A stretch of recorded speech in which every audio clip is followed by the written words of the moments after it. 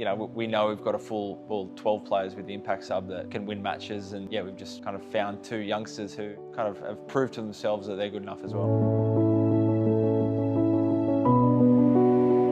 I think we can try and not create a ceiling for ourselves. And if things don't go our way, you assess, you know, if the pitch is not quite as good as you think, or you lose a few wickets, you assess and you bring that number back. But just trying to play to our strengths. I think our batters, as a general, bat their best when they take the bowling on.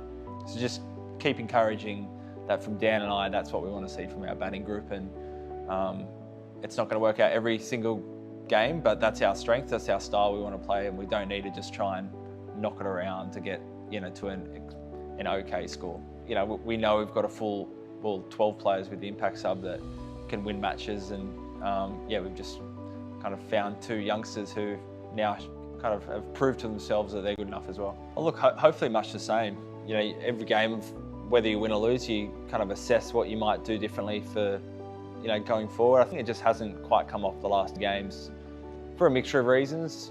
You know, I think, you know, there's a little bit of bad luck there. You know, a couple of catches that on another day, a metre either side, and that's 6 or 4. Some run outs, just things that you'd expect not to happen every single game. So I think just, yeah, not being so hard on yourself as a player in a couple of those games, and just keep playing our strengths. You know, that game 1, it all came together. That was only a week or so ago, so you don't just suddenly forget how to be a good player.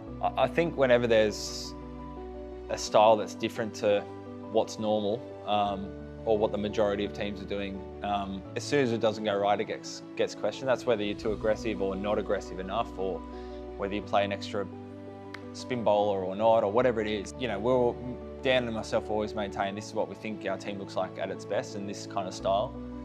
And that's all we judge ourselves on. We don't really care what the opposition do. We just keep trying to play to our strengths.